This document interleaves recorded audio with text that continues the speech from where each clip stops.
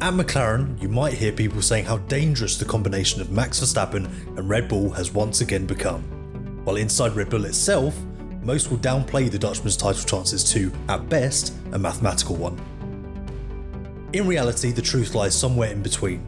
But how did Red Bull recover to the point where the 4-time F1 Drivers' Champion is within, albeit a distant, chance at a 5th title? This is Racing News 365 and you've tuned into a brand new video. Don't forget to hit the subscribe button. Let's get started.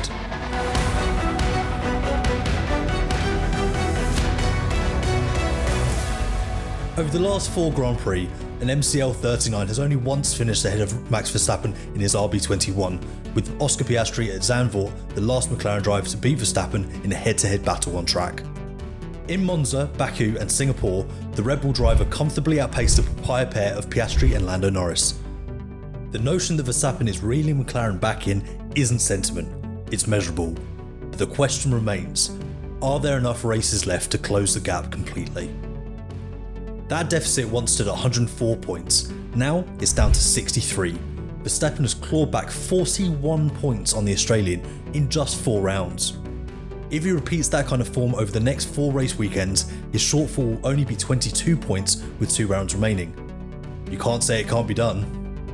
Sure, no deficit of this size has ever been overturned, but then again, before 2023, no one had ever won 19 of 22 Grand Prix in a season, which was over 86% of that campaign. If anyone has made a habit of rewriting history, it's Verstappen. Red Bull currently has wind in its sails, and a one-off victory from Mercedes and George Russell doesn't change that. The fact that Red Bull has reached this point stems from several factors. The most significant change concerns the team's new structure. Max Verstappen and Laurent Mekies keep pointing to each other to stress how important the other has been, each downplaying their own role. Truth be told, both have been vital. Let's start with Mekies. The Frenchman succeeded Christian Horner as team principal a few months back when the Brit was relieved of his duties at the Milton Keynes based squad.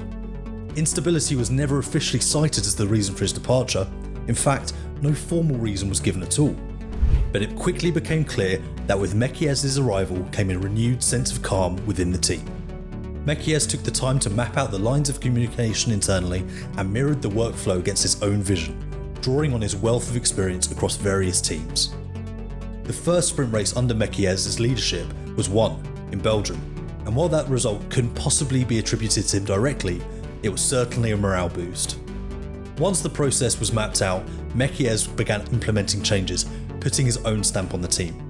He brought something Horner could never: technical insight and feedback from first-hand engineering experience. He wasn't merely overseeing the technical department, he was, in practice, part of it.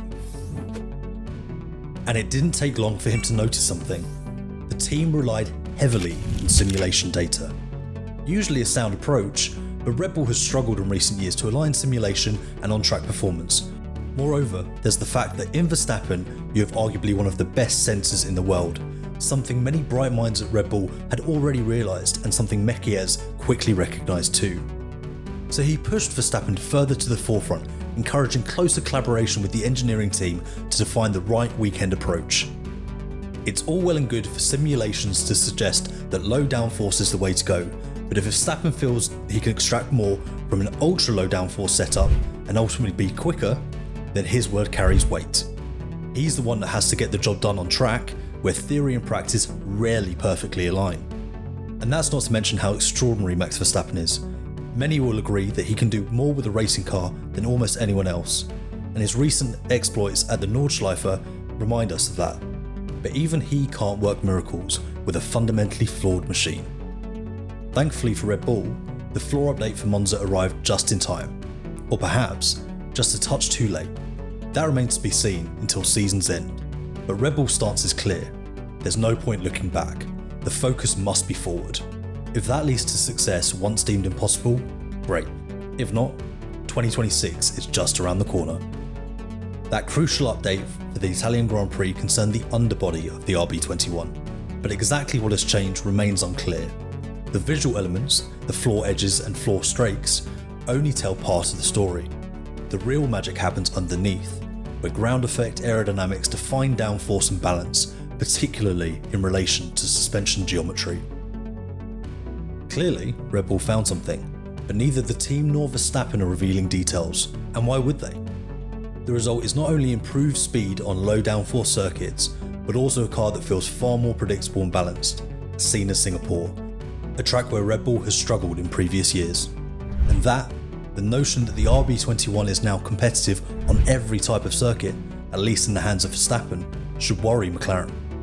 There are still 6 Grand Prix and 3 sprint races to go, especially if they increasingly become embroiled in an intra-team battle.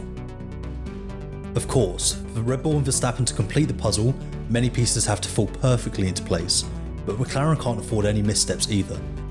In Woking, they're putting together a puzzle of their own, and that picture is becoming increasingly blurred. Which direction will they take, and more importantly, with whom? Will they allow their drivers to fight it out, something Verstappen could exploit, or will they find a way to rein both in? One thing's for certain, Verstappen has been unleashed, and an uncontained Verstappen is a dangerous Verstappen.